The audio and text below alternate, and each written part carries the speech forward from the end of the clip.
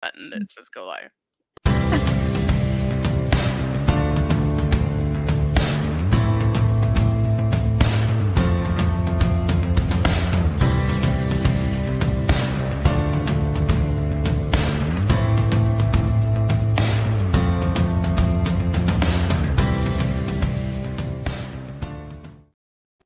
Welcome to the Christian Indie Writers Podcast, where we inform, encourage, and support Christian indie authors on their journey to publication. I'm Jamie Hirschberger. I write short fiction under the pen name J.R. Nichols. And I'm Christina Cattane, and I write Christian fantasy. And Jennifer is sick. Still worse. Like, she sounded worse today, didn't she, Tina? Yeah, she did. Poor girl. So we are down a host that way. And then, of course, we're still praying for Rhonda to recover quickly and hopefully be able to join us again soon. But in the meantime, you know what would cheer Jennifer up is if you scurried right out and bought her entire Love and Lansing series. Her name is Jennifer Carlton, 1 N, 2 L's, and her books are available wherever the best books are sold. So don't you think that would cheer her up, Tina? I think it would. I thought you were talking about to me personally, and I was about to say I already have them. Then I realized you're talking to the audience. Tina. I hope this is not a harbinger of things to come today. I know. Oh my goodness. Like, okay, so like last week, it was sort of a last minute scramble to get stuff going. Today, like we had like poor Jennifer like came out of the sick bed. I will help you. I will not leave you stranded. And that was great. Except I feel even less prepared. Tina, I did not like get my WhatsApp together. Do you have a WhatsApp to share? I can wing it. Yeah.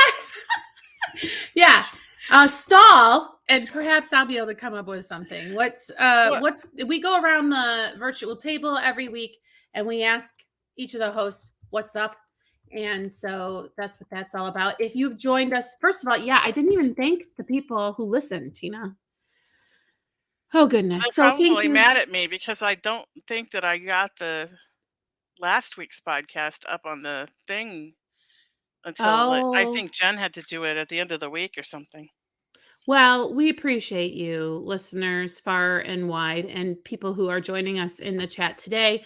If you are able to catch us at 10 a.m. Eastern, we are here and we love to engage with our community. Great people, great advice in the chat as well as on the podcast. In fact, that you learn so much if you read through all the comments that our chatters put. So what has been up with you, Tina? What's up this week? Well, I've been going back through my manuscript and doing some editing based on some of the stuff that I learned at 20 Books. Which we're talking about today. Right. And it's just crazy. I think I'm just going to have to say, I'm not going to go back through and fix this stuff. I'm just going to use what I know going forward. And if the second half of the book is better than the first half, then that's what's going to be. Because one thing I've noticed is that because of my strengths, I get hung up. If I think I don't know something, it stops me. And so like I feel totally stopped. Like, oh, I can't write. I don't know enough. Like that's what 20 Books did to me. Like that's the negative part of it. Like I learned all this stuff I didn't know that I didn't know. And now I'm like, well, what else don't I know? And so I have to get over this block of that I can write with what I know now, and just whatever I write in the future will be better as I go. So, see, this is what is interesting to me. And this is why when people ask me about my process, that I compare it to like a potter with like mud on a wheel. Because if I'm you and I get to the end of the book and I feel like the second half is better than the first half, like I will go back and rewrite the first half. Like I want to put out the best book. You're talk more about your process there. Well, I don't know enough about my process. That's the problem. Like this is only my third book. Actually, technically it's my fourth book because that first one I scrapped. But I learned this new stuff at 20 books, and then I started going back through my 35,000 words to fix it all. And now I'm just Oh, bogged down in all this fixing.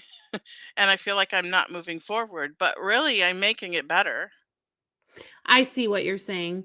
Yeah. So if I so I'm going to summarize what I think you're saying and then tell me where I have it wrong. So you're like more important to get finished than to have a perfect first draft? I don't I think there's a war between those two things in my brain. There's a war between make it perfect and get it done. Well, what is done also, right? Yeah. I mean, like, so Out, done. published, done, so I can move Uh, on to the next thing that I'm a little more excited about. oh, mm, not really into it, Because huh? like, I'm done with this story. Like, this Hmm. whole world and this whole story, I'm done. When this book is done, I don't think I have any more at this point in that world to write. Hmm. I think it's just gonna be done. Hmm. And so there's this part of me that just wants it to be done so I can move on to the new and the exciting and the shiny. But at the same time, I don't wanna just write a lower standard book just to get it done. Well, I think that this would be a really good episode all on its own because my brain is launching into a million questions for you because like I almost feel like I'm going to be writing a standalone book. Like Analog right now is not a series, right? Mhm, And that goes against all wisdom as far as bringing in money as an author. And I feel like I could force a second book out of it because I know the characters, I know the world, blah, blah, blah, blah, blah. But then I feel I might end up where you are just for the sake of trying to like get this metric that is supposedly going to sell more books. mhm, And this is what we were talking about before we went live is this battle between the advice that will sell more books and mhm. being fulfilled as an author and enjoying what you're doing. It's like, And I don't why can know the two not be the same and I thing? don't know if it really if I don't know if the wisdom of writing a series, a long series, really matters as much. I think it's still a good marketing, um, thing if you could do it, but I don't think it matters as much in this market the way it is today where it's everything is saturated. Um, I just don't know. So it's just interesting because where I would want to be is the intersection of a book that sells and a book that I love and am excited for other people to read. I really Yeah, do not want to be, oh, I can't wait to get this out there just so that I can be done. Do you know what I mean? yeah, So have you thought about just shelving it and publishing something else and going back to it? for a split second. And then I thought, there's these people that want it. Like, there's people that I promised it to. Hmm. So, I can't do that to them. Hmm. So, that's the reason I'm finishing it, is for them. And so I guess I could come at it from what's gonna make them happy, and I'll just write it to make them happy and give them what Hmm. they want. Well, that's really interesting because it sort of is a tie into our topic. But I did find a Stoic quote that I will share with you because then a Bible quote like came to my head immediately. And whether or not it exactly parallels, who knows? But again, I did not come prepared today. So the quote that I'm going to read to you is from Marcus Aurelius. And the quote is, the soul becomes dyed with the color of its thoughts. Ooh, the soul becomes dyed with the color of its thoughts. And the Bible verse that came to me was, set your affections on things above, not on things on the earth. For ye are dead, and your life is hid. Your life is hid with Christ in God. Colossians 3:2 and 3. And I do not know why, but reading that quote prompted the Bible quote to come to mind. Bring any The to mind one for you, Bambina? The one that came to my mind immediately was from the overflow of the heart, the mouth speaks.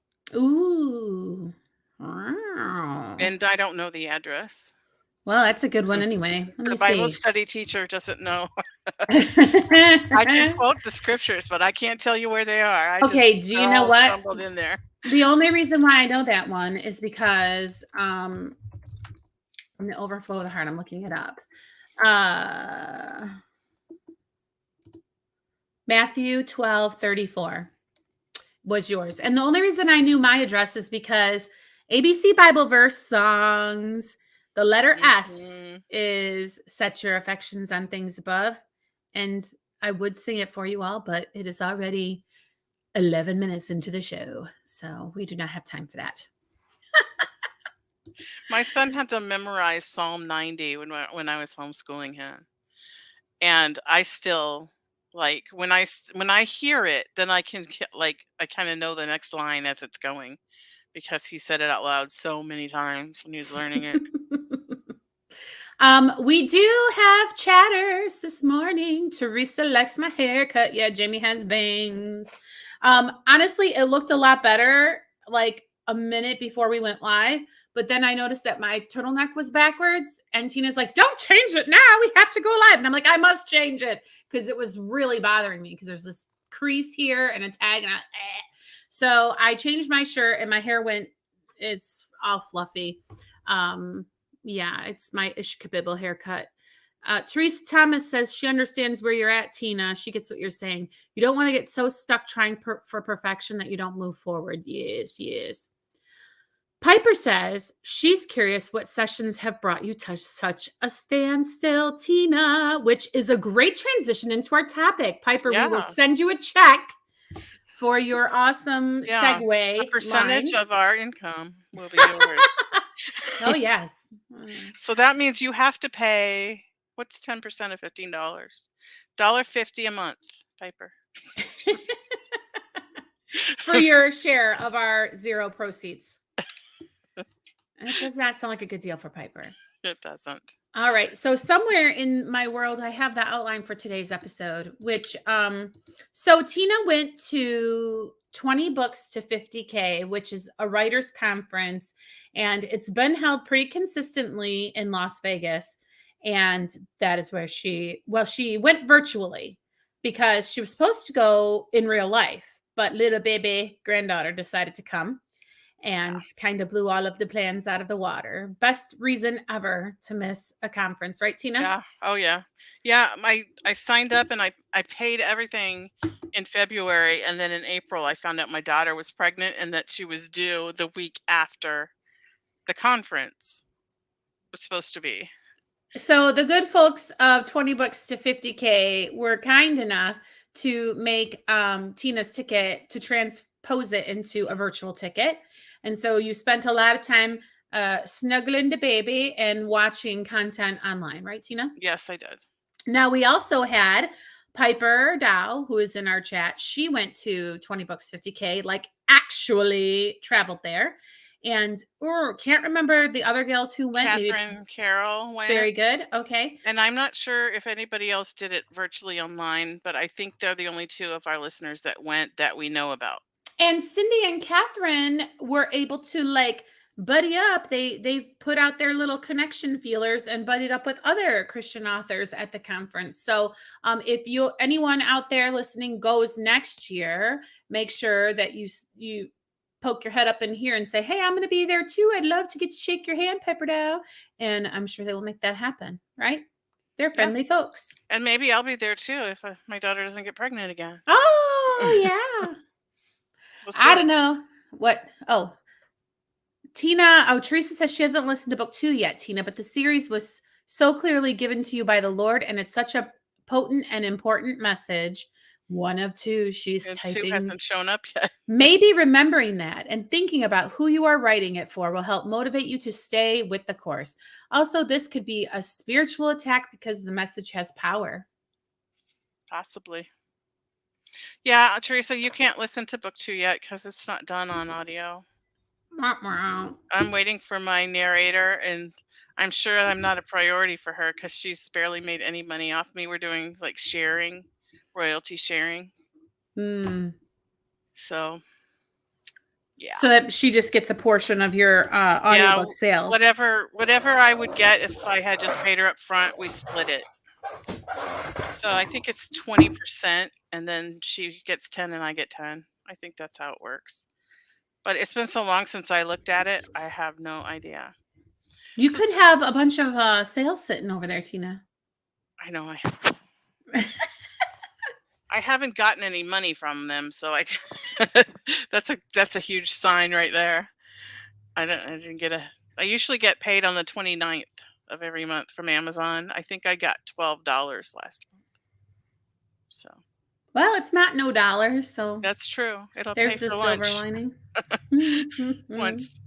Okay, so to answer Cindy's question about what sessions brought me such a standstill, it was not only one. So do you want me to just plunge into this, Jamie, or did you have another question? Well, no, where the first thing that we have on here is like a technique. So are you going to talk about the session where you learned the technique? Well, yeah, that's the thing. It wasn't only in one. Mhm. Oh, like more than one people were talking about this technique? Yes. Yeah. Really? So the first thing that I watched was editing boot camp. So these were professional editors for I forget which company. The company that is associated with 20 books. They came on and they did an editing boot camp, which was really good. And they had a lot of things to download that I have on my laptop to like, so when you're doing your editing, like they have graphics and the checklists, and it was wonderful. But one of the things they talked about was filter words. Now, I had never heard of this. And so I made a note to myself to look at that more closely later because they were kind of going through everything pretty quickly. And then I was watching another session from Maxwell Alexander Drake. And I don't know what the name of that session was because he did three of them, I think. But he wrote a book on dynamic story creation that is apparently required reading for writers at Disney. Mm. So he started talking about filter words and filtering, and I had never heard of it. So I was like, "What?" So it's kind of the first cousin to passive voice and telling.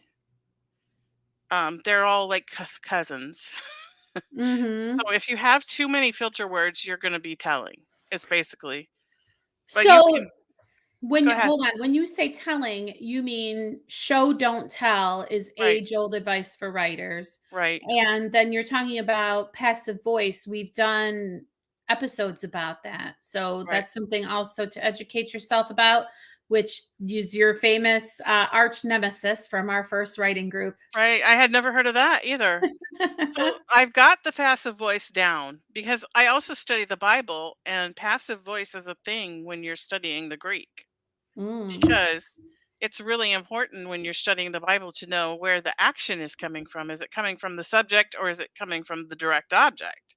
mm, And so sometimes, like the First Corinthians, the first 8 verses is full of this where Jesus is doing things for us, and sometimes it's in passive voice because he's the direct object, and sometimes it's active voice because he's the subject. But he's the mm. one doing it all in all those 8 verses. So filtering, you're saying you've got a little bit of a definition here. It Yeah, says filter words are verbs that increase the narrative distance, reminding us that what we're reading is being told by someone rather than being shown or experienced through the eyes of the character. And this is where it echoes passive voice, right? Because they will suck you out of the story, is what you're saying. yes. So filter words are not great. They can be, Hmm. but too many of them will turn your narrative into telling instead of showing. Got it. So So you need to be aware of them so that you can use them strategically. your notes here, you have some down here realized, knew, decided, remembered, and noted. So Yeah, so those are explain. thought processes. Mhm. So these are verbs like Angelica decided to go up the hill, right? So that is one of those filter words. And so sometimes you just want to get Angelica up the hill, right? She climbed the hill. Right. Right. Sometimes you want your readers to see her making the decision to climb up the hill. But you Angelica's eyes lifted to see the tremendous climb before her but kind of a see, thing. lifted is a filter word. Yeah. So instead of saying Angelica's eyes lifted, it would be on up on the top of the hill there was a light.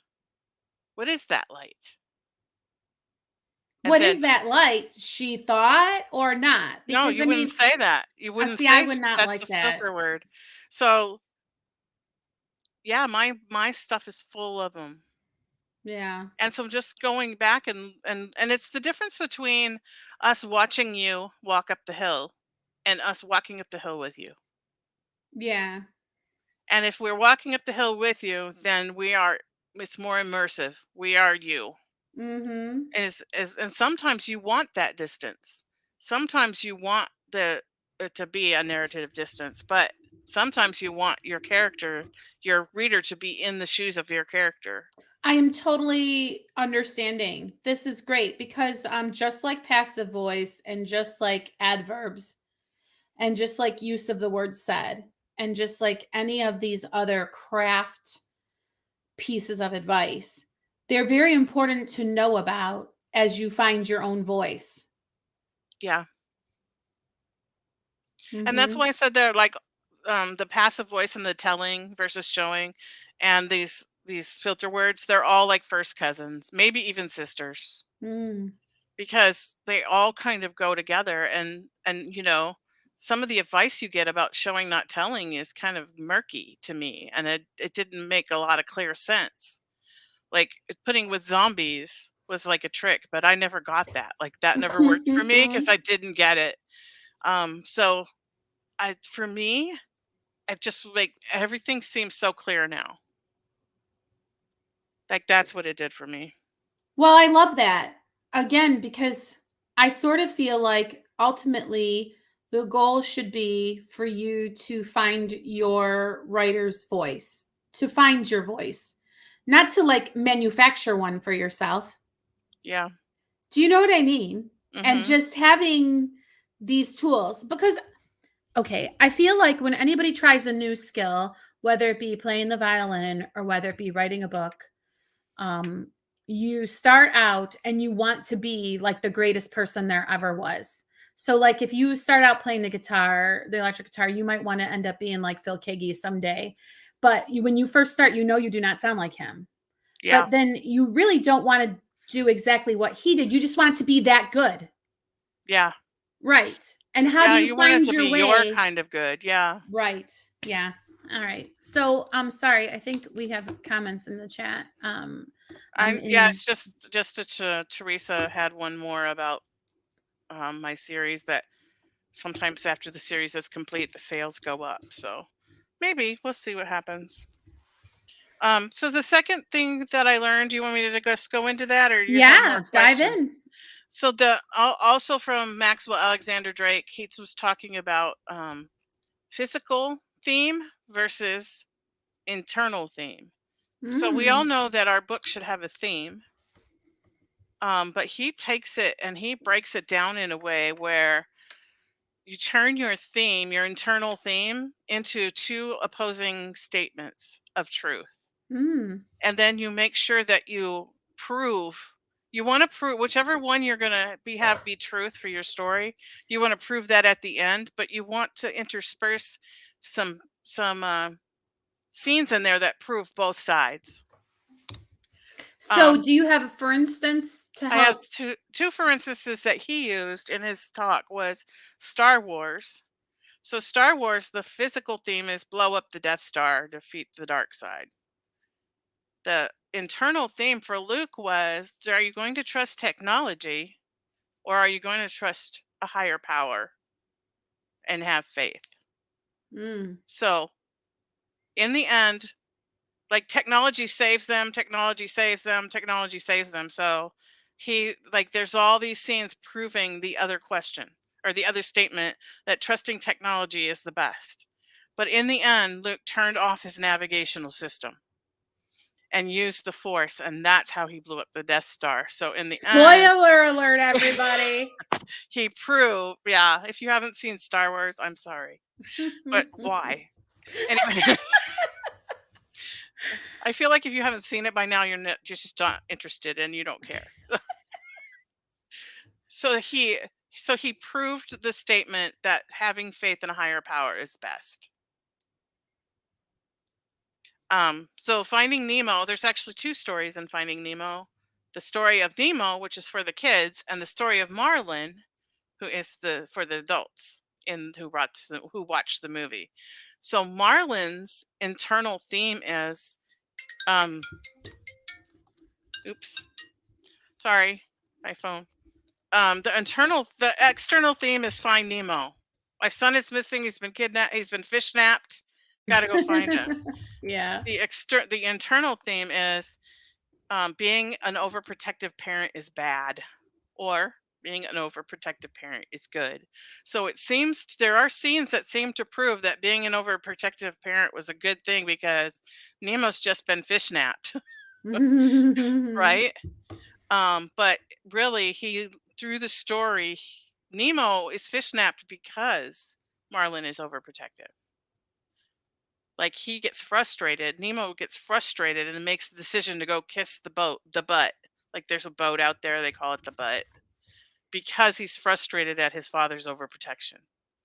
And through the course of the story, Marlin learns not to be so overprotective and let his son do for himself.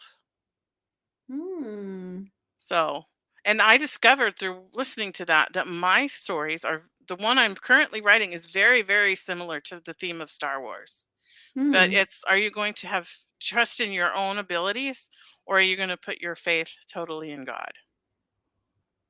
Nice. So that's the second thing that I learned, uh, that really helped me because I always felt that my theme was weak when I started writing this third book, and now I feel like it's really strong, and I have like this guide.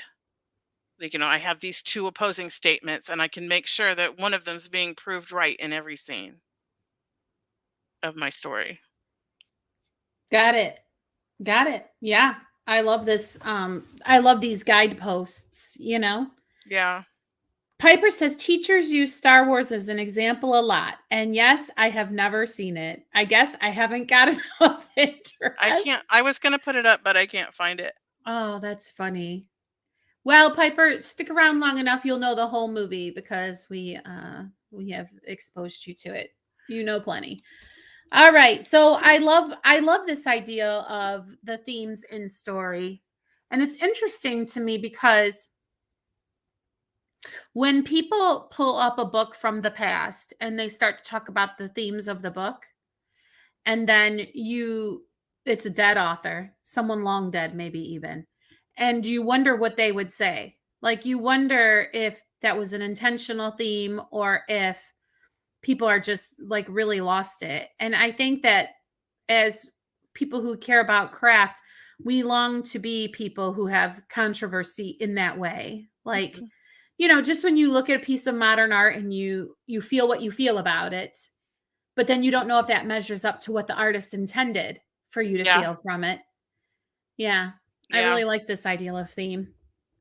Yeah. Teresa's asking in every scene. Do you understand what she's asking? I think I do. I don't think there's going to be a conclusion to the in every scene, but I feel like every scene needs to be moving forward towards proving either one side or the other. I If that wouldn't makes know. sense. Yeah, I wouldn't know about every scene either. I feel like because my themes kind of revealed themselves to me as I was crafting analog. And then as I was writing along, it kind of shaped how the people behaved in my narrative. Do you understand what I mean? Because I Yeah. know that my theme is what it is, people react differently to their environment. Yeah, Because does that make any sense? And it does. so it's like you don't have to know it necessarily going into it. That's like some of these really older, they had a mission when they were writing. Like Charles Dickens, show the wealthy people that poor people are out there and suffering, and so like some whatever, more narrow focus than that, but I'm just kind of painting with a very broad brush. But Teresa, I wouldn't worry that your work is not up to snuff because your theme might not dictate what happens in every single scene. You don't, I wouldn't, would you say, Tina? Not necessarily. Like for me, I just want to make sure that I know what side each scene. Like if I'm writing Angelica and Angelica has to learn to have unshakable faith, then I want to start her out relying on her own abilities. And so I have scenes in there of her learning to fight and learning, and feeling like, oh, I can do this, instead of when maybe she should stop and seek the Lord. And so I have that idea going through all my scenes. Like every scene should move the story forward. And if my story is about her learning to have unshakable faith, then every scene should move forward and backwards towards that. Does that make Yeah. sense? And then it's really interesting too, because as we talk about these things, and when I start to hear a conversation about theme, my inner 15-year-old is like, oh, well, that's for people writing literary fiction. And I kind of still mean that. Like, I kind of feel like for people out there who are writing a cozy mystery, yes, theme is important. And arguably, people would be like, you really need to worry about that. But I kind of feel like maybe don't worry about it. Maybe get your at least first draft done. Maybe Hmm. you'll recognize a theme. If people are telling you, yeah, it's just not resonating, then maybe this is a place where you go to explore. But I Yeah. kind of feel like it's more of an advanced topic to discuss, wouldn't you think, Tina? Well, I think there's a theme in cozy mystery, and I think it's not as deep. I think that the theme is, will justice be served? Yeah, it might And be that so, the well, tropes hand you the theme, yeah, possibly. like justice will be served or justice will not be served. Like have some scenes where it looks like it won't, and have some scenes where it looks like it will, and in the end, justice is always served. But I feel like you could still use that to shape like your protagonist and your antagonist and all that. Like, because All right. sometimes you want your antagonist to be the opposite of what your protagonist is in the theme, but sometimes they can be on the same side. Like right now, both my antagonist and my protagonist are on the same side of the theme, where they are relying on themselves. So it's interesting. Yeah, it's just like opened up a whole can of worms for me, and made me really start thinking a lot deeper about my stories. Basically, what happened. And so it's not that I'm stuck. It's just that I got slowed down quite a bit. Well, and I think that it's safe to say you'd be willing to chat with people elsewhere on the topic if they want to reach out, right? Yeah, yeah, for All sure. right. Yeah, and if you want to keep the chat going in our Facebook group, start a thread over there and maybe we can do a little bit of a back and forth. Yeah, We did also reach out to Piper Dow, and she gave us a little bit of feedback. yeah. She was talking about Elena Johnson's talk, Tina. Yeah, I watched that, and she is like a productivity, like this woman I think is probably number one achiever. Like she is probably one of the most productive people I've ever seen. She's just inhuman. It's than what she can do. But she had tips and tricks about how to be more productive. And I really like the fact that and Cindy said this too in the stuff she sent me, that she kept saying, but you have to find what works for you. Like this works for me, but it's probably not going to work for you. So I really like that. And but some of the tips that she had, like the actually actionable tips. Number one, start tracking your writing for a month or two and see how many words you actually do write, Mm. and how productive you really are. And once you have that baseline, then then make it a little higher in increments. So um, if you write a certain number of words a day, add 300 to that number, to your average, and try to get it up. If you write a certain number of hours a week, add a few hours, add a day, add 30 minutes, just in increments until that becomes a habit, and then you can increase it again. So I felt like advice was really actionable. Like that's something that anybody could do, even if they don't have the kind of drive that she does. Yeah. And then she says, track your time and discover what prevents you from writing, then eliminate as many of those things during writing time. Tina, you've shut down all of your socials during your writing time, right? I have shut down my phone. Like nobody can call me. My phone can't ring on a Monday through Thursday from 8 to 12. Um, I shut down all my notifications. I don't even pick up my phone till noon on those days. And I go on my laptop and I open my manuscript and I don't look at the internet unless I absolutely have to. Like for the purpose of my manuscript, I might go on like open Chrome and look up something. But yeah, because And those then I get so distracted that, just a second is a lie for me. Like I can't just look at Facebook for a second. It becomes 2 hours. It's horrible. I'm a dopamine addict. by eliminating those distractions, that would be increasing your productivity. Yeah, Elena Johnson is very prolific. Yeah. Catherine Carroll was also kind enough to share with us her impressions of 20 books. I guess she really enjoyed the Christian fiction panel. Piper also had a lot of good things to say about that. Catherine says Christian fiction is special. It points to the source of truth, gives hope, and inspires. Christians need good stuff to read. When our characters learn truth and grapple with it, the reader has something to take home with them. Yeah. I didn't get to watch that. It wasn't one of the ones that they showed streaming. So I'm anxiously waiting for that one to be released so I can watch it. All righty. And then in the final panel, there's the Brussels sprouts and ice cream discussion, which Tina and I talked about this a little bit off camera. It takes motivation to eat Brussels sprouts. It doesn't take motivation to eat ice cream. Write ice cream. And she sings she wishes she could remember who said that. Do you And I remember who meant to said it? I meant to look it up and I didn't. I'm sorry. I can if anybody really wants to know, send me a message and I will look it up because I have the links to all the live streams All right. on And my then computer. is the Sean Inman bit something that you were contributing, or did that come from a listener, Tina? All the rest of this is all from Catherine. Oh, okay. Got it. So Catherine also said that Sean Inman made a great case for Facebook pages not being the wasteland we've been convinced they are. He talked about learning what your followers want and delivering, even if it has little to do with your books. I hate that. I hate that that's what it is to be a writer now. And I'm not saying he's wrong. Okay, I'm really not. Especially like if you want to sell books and you're indie. Oh We have a very special guest. I'm sorry for all of you no. listening, but this is like the cutest baby on the planet, and Oh, she how just came to visit me. sweet. What a little angel. Yeah, sorry. Everybody who can't see and only just heard me totally squirrel. That's wonderful.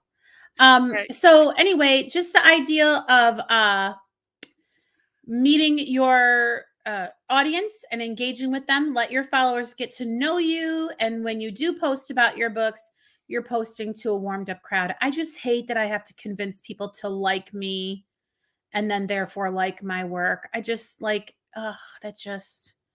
I hate that that's the reality. I mean, you can hate reality and reality still remain reality, but there it is. Then, and we got awe about the baby. Yeah. And Piper put the Christian panel up. So she's letting you know that has been released. Yeah, I just don't have the link to it because the room that it was done in, I don't have the link to that room. And these So I are only ticket holders can access this stuff anyway, right? Our audience wouldn't be able to go over in there. a couple months, it's all going to be on YouTube for free. Ooh, okay, great. Yeah. And yeah, lots of comments about your precious gift from the Lord, Tina. Sorry, I just had Um, to do it. it's all right. Squirrel. None of us are complaining. Not a single one of us. Victorine Leski, sorry I butchered that name. Audiobooks on YouTube Talk inspired me to get my AI narration going sooner rather than later. YouTube brings people who don't read to your books. Once your channel is monetized, it can be one of your biggest sources of income. She also has a lot of talk about how to appeal if your channel is demonetized. Well, that's an interesting tactic. Never thought about having an AI narration. Yeah. Hmm. I never had even heard of such a thing, and so I thought that was interesting. Yeah, I don't because know anything about it. yeah, I personally cannot sit still to read a book anymore, and I don't know how I feel about that, but the audiobooks are the way to get my attention. But then unless you're monetized, it's free, but monetizing is there for a reason. Yeah. All right, so I think we've covered all of the highlights of the 20 books to 50K conference. Yeah. For those of you who couldn't be there. And once again, Tina did not get to use the cake machine that is of I legendary know. But fame. my daughter made me Mhm. a vegan chocolate cake. That was like, I swear to you, it was the moistest, best cake I've ever eaten in my life. Your daughter, mother of an infant? Wow. She She and it was deserves an award. it was for my birthday, so it was 10 the baby was 10 days old. She already gave you a present. I know. Got the best present ever. Aw, what a good daughter. Oh, Yeah, you're she so really is. blessed. What a blessing. What an amazing blessing. God is good. All Yeah. right. So we're going to move on to everybody's favorite, especially mine. I love Fridays. Words of affirmation. Oh, I love Fridays. Is the feeding of the backs. What is this? This is where we give each other feedback, positive only, because we write these sprints just before we go live. And just so you know, I live stream my sprint. So I connect up with the Christian Indie Writers YouTube channel and I let everybody watch as I write my sprint. And somebody said that they were writing right alongside with me. And I hope that that person will see this episode and will hear me say, thanks for being my virtual writing buddy. And if you also would like to improve your writing habit, you could at least write every Friday because we put the prompt out on our social media. And then you know you have written at least every Friday. That's an incremental step that you can take, right? I Exactly. know that I wrote on Friday can be your first incremental step to being a daily writer. So, Tina, why don't you share the prompt and share your sprints? And we only give positive feedback because these are not edited. We just wrote them. Okay. The prompt was a sentence. Two seats were vacant. And I Mm. had every intention of using the prompt. I actually did use it. I just didn't get to the part where I used that sentence before the time runs out. I ran out of time today too, but So yeah, I hear ya. here's what I have. All right. The lights on the tree twinkled. The whole house smelled like prime rib. Silent night was barely discernible over the din of multiple conversations and laughter. Little Susie ran screaming through the room on her way to the kitchen, where her mom was chopping cucumbers for the salad. Charlie took my doll, she wailed. Uncle Stanley's voice carried over all the others. Well, I suppose it'll be time to eat here soon. That was a southern accent, and here I say his thick Minnesota drawl made Melissa smile. I can't do it. Yes. I need my son-in-law. He does the Minnesota thing perfect. She waited for some nugget of wisdom he may impart about the eating. Uncle Stanleyisms, they called them. Her favorite was, for every mile of road, there's 2 miles of ditch. Mary came through, the hiccuping Susie in her arms. Charlie, where are you? Give that doll back right now. Get out from behind there. Give it to me, now. Melissa remembered the days when the kids were small, how trying they were, how tired she'd been, how much she missed them. With a sigh, she finished placing the knives right of the plates, serrations facing in, just like her mom had taught her. Do you think I should add some garlic to the mashed potatoes? Melissa smiled at her daughter. Her hair was a messy bun, and there was flour on her face and all over her shirt. Annie stood near her leg, sucking her thumb, her cheeks pink from the warmth of the kitchen. You do it how you want to. It's your show now. I'm leaving it out, Melissa said. Too much work. It was a lot of work, and the end of the day had always been accompanied by a backache and sore feet. but still, she wished she could go back and live it all again. Take more time to soak it into her memory, relish those little moments. The men all shouted in unison from the living room. Another touchdown for the Lions. Christmas miracles really do exist. She thought about going in to tell them 3, 2, 1. Okay, just a shout out to Lions fans everywhere. You so deserve to just have a winning team just even one year, because they're the most loyal people ever, ever. Yeah. So I love that. Tina, you really brought us into Thanksgiving. That was Well, it's excellent. Christmas, but Oh, yeah, because there's prime rib. Because I was just gonna say the prime and rib. Silent Night. Yeah. Well, I guess because you ended it on football.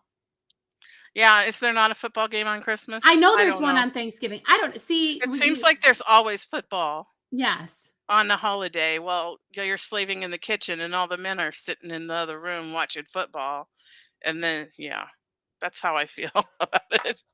Well, we were there. I have to say, it was a very immersive experience hearing that story, and the poignancy of soaking in the moments. You know, I would get that advice from older moms, and I really paid attention. I'm so glad. I'm so glad that I did take the time to really savor the youth of my children. That's a very recurrent theme in older moms, right?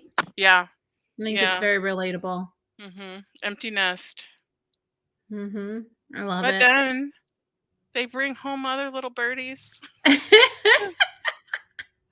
come How visit you. wonderful. And Yeah. then you get to send them home after you sugar them up. It's a different kind of special. Yeah. I saw this thing on Facebook that I want to find again because I want to make it my screensaver. It's a meme and it says, "My kids keep asking me why I'm nicer to my grandkids than I ever was to them," and it says, "Because I like them better." Aww. I think it's hilarious. Alrighty. Well, I'll read mine and then we'll transition into the what's next. Here we go. Only 2 seats were vacant and they weren't next to each other. Oh, wait. Teresa says she loved your scene, Tina. She felt like she was in the room. And I'll start over because my throat. Oh, and Piper said her family doesn't watch football, but the men still don't help in the kitchen. Very relatable. Yeah, it's kind of not a good deal. All right. Only 2 seats were vacant, and they weren't next to each other. Kelsey chewed her lip and considered. It was the hottest show of the year and the only thing Bradley had asked for. Why does that man of mine have to be so impossible to buy for? She muttered. What did you say? At the sound of Bradley's voice, Kelsey slammed the lid of her laptop shut. I said, I don't deserve a boyfriend as wonderful as you, Kelsey demurred, taking the chocolate croissant and steaming mug of coffee from him. I thought so, Bradley said, smirking and taking a huge bite from a breakfast sandwich as he plopped into the seat across from Kelsey. After several moments of silent chewing, he flipped his flopping bangs in the direction of Kelsey's laptop. How's it going?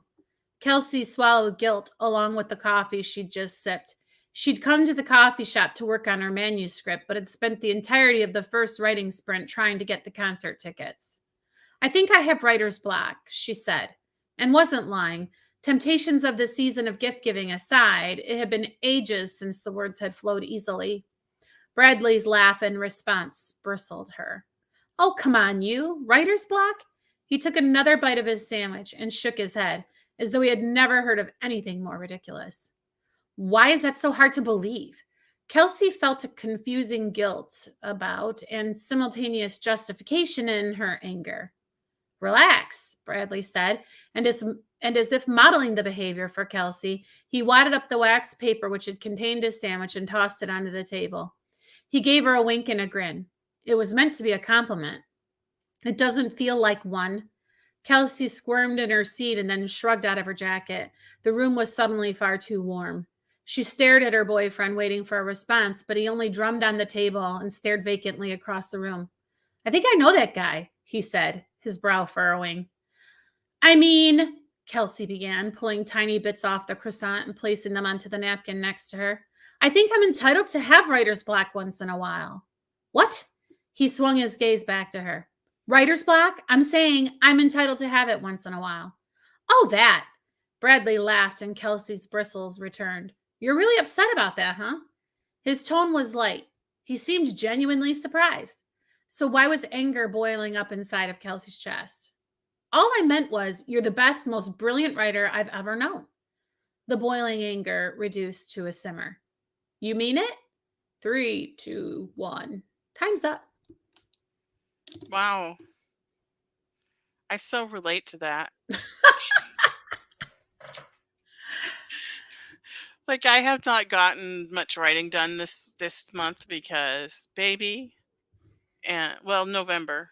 I guess this is a new month, but and then holidays and then just distractions and then people don't get it. My husband doesn't get it. He's like, "Why don't you just get it done?" Well, why don't you just do it for me?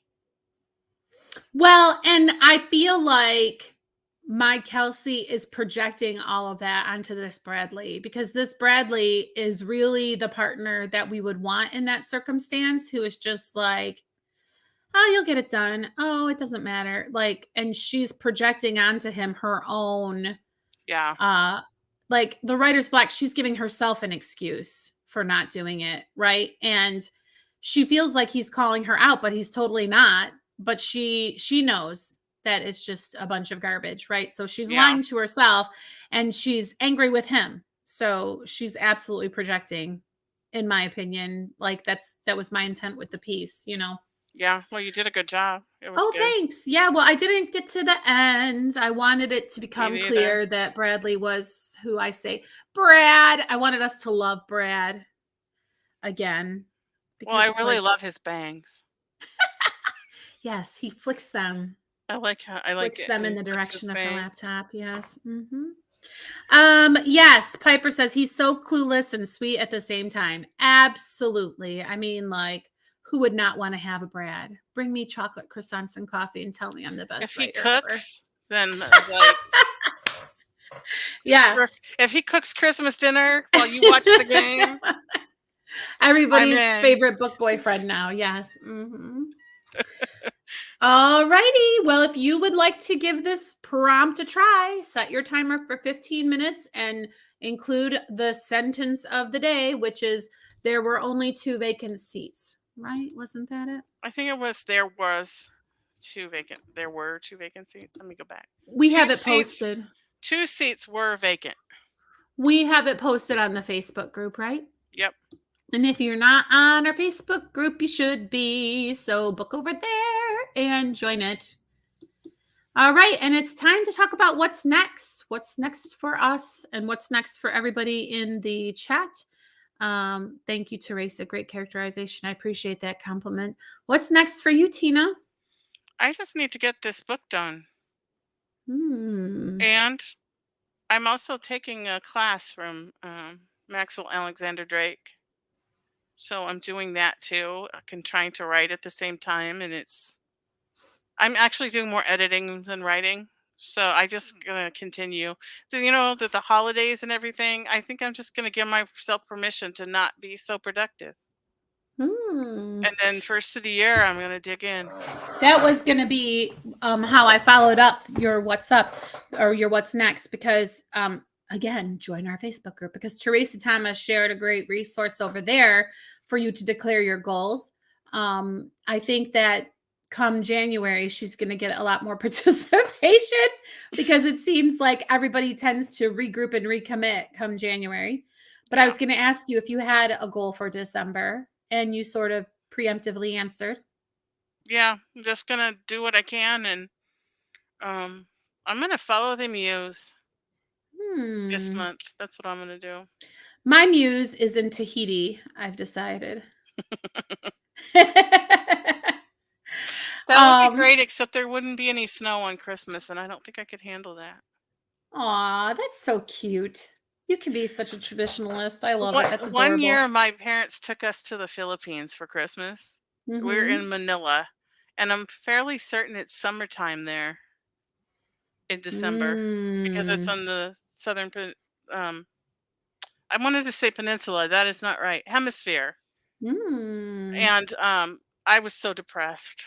Aw.